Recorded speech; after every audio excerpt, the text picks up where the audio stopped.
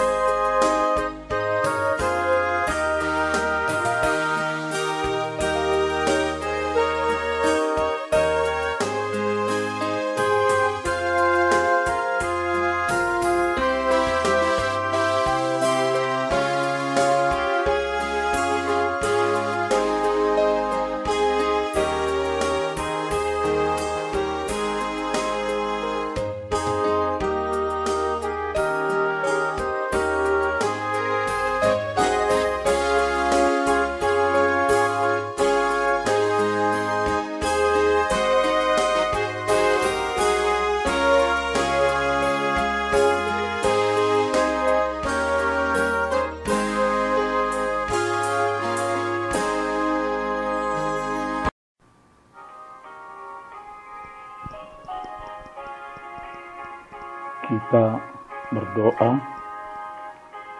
kasih karunia menyertai kamu dan damai sejahtera Allah Bapa dan anaknya Tuhan Yesus Kristus. Amin. Firman Tuhan yang menyapa kita pada hari ini, hari Kamis tanggal 29 Oktober 2020, tertulis dalam surat kedua Rasul Paulus kepada jemaat di Korintus, yaitu 2 Korintus pasal 8 ayat yang ke-9. Demikian dikatakan di dalam firman Tuhan. Karena kamu telah mengenal kasih karunia Tuhan kita Yesus Kristus, bahwa Ia yang oleh karena kamu menjadi miskin, sekalipun Ia kaya, supaya kamu menjadi kaya oleh karena kemiskinannya. Hingga di sini pembacaan kita akan firman Tuhan. Saudara yang dikasihi Kristus, nats yang saya baca itu ditulis oleh Rasul Paulus kepada jemaat di Korintus atas ketidakpedulian mereka terhadap jemaat Yerusalem yang tengah mengalami penderitaan.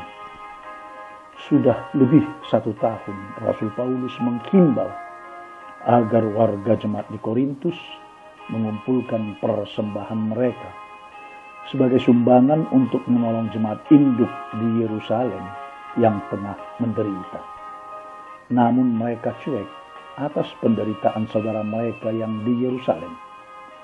Kecuekan mereka menimbulkan ketidakpedulian, dan ketidakpedulian mereka itu menimbulkan sikap apatos, yaitu sikap yang tidak ada sedikit pun simpati, apalagi empati terhadap sesama mereka yang sedang menderita.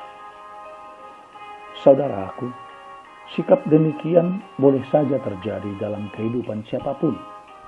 Ketika dalam hidup kita ini, kita bersikap serba cuek atas duka cita, kesengsaraan, dan penderitaan sesama kita, maka sikap cuek dapat menjadikan ketidakpedulian yang kemudian berlanjut menjadi apatos.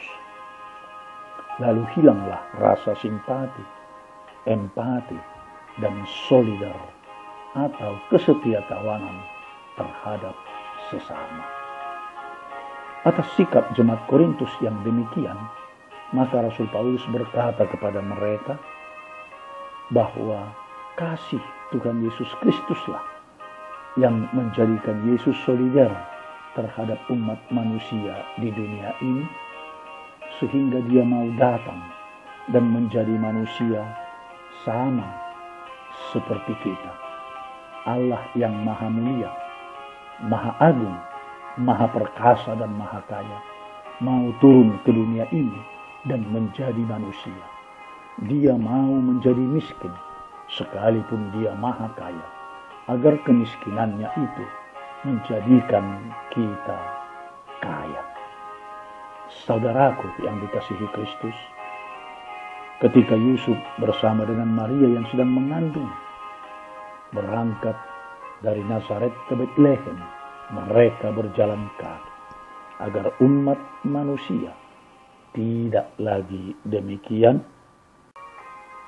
melainkan menjadi kaya dan boleh memiliki kendaraan. Yesus Kristus rela lahir di kandang domba, bukan di rumah yang mewah, bukan di istana, supaya kita boleh memiliki rumah tinggal yang indah, bahkan mewah.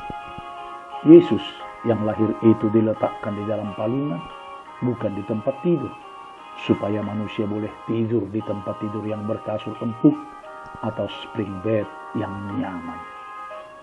Tuhan Yesus Kristus tidak memiliki pakaian ketika dia mati di kayu salib, supaya umat manusia boleh berpakaian dari pakaian yang sederhana hingga pakaian yang mewah. Tuhan Yesus yang maha kaya, yang memiliki segalanya, namun mau memberi kekayaannya kepada umat manusia yang miskin, supaya umat manusia miskin itu menjadi kaya. Namun ketika kita sudah menerima kasih Tuhan dalam hidup kita, dan kita telah memiliki ini dan itu, mempunyai yang begini dan yang begitu, apakah hati kita masih tertutup terhadap saudara kita yang papa, yang hina, yang sengsara dan menderita? Jika Tuhan Yesus Kristus yang maha mulia, maha agung, maha kaya, rela menjadi miskin, papa, dan menderita untuk kita, bukankah patut kita yang telah menerima kasih Kristus mengasihi sesama manusia yang papa, hina, dan menderita? Jawabannya hanya ada di dalam tindakan hidup kita. Selamat menerima karunia dan berkat, selamat berkarunia, dan selamat menjadi saluran berkat. Amin. Kita berdoa.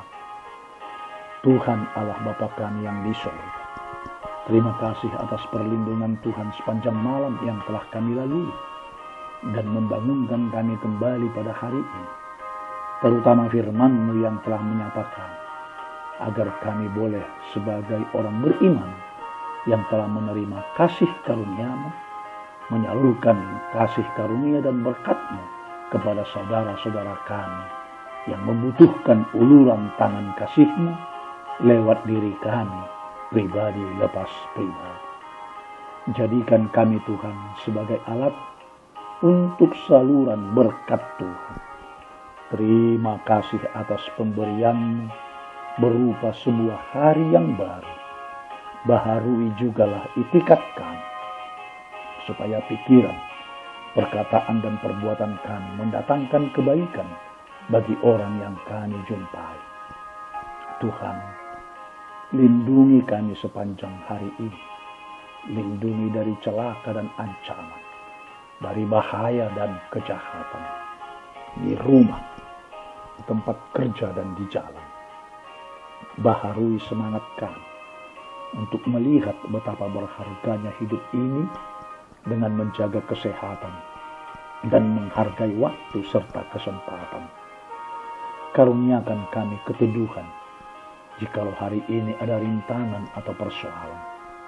Biarlah kami ingat jaminan dan janji bahwa tidak ada persoalan yang tidak bisa kami atasi bersama dengan Engkau dan kami. Baharui pengabdian kami untuk menjalankan pekerjaan hari ini dan menyelesaikan tugas secara sungguh-sungguh dan tuntas. biarlah kami sadar bahwa banyak yang kami khawatirkan ternyata tiada gunanya, sebab Tuhan sendiri yang tuntaskan.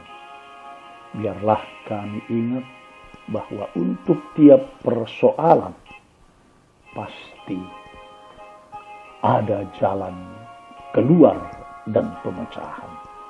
Terima kasih Tuhan untuk segala yang Tuhan berikan, terutama untuk hari yang baru. Merupakan sebuah kesempatan untuk melayani Tuhan dan sesama kami sebagai insan ciptaan, sehingga kami boleh menjadi tangan Tuhan. Terima kasih Tuhan. Di dalam Kristus Yesus kami telah berdoa dan mengucap syukur. Amin. Anugerah Tuhan kita Yesus Kristus dan kasih setia Allah Bapa serta persekutuan Roh Kudus kiranya menyertai kamu semuanya. Amin.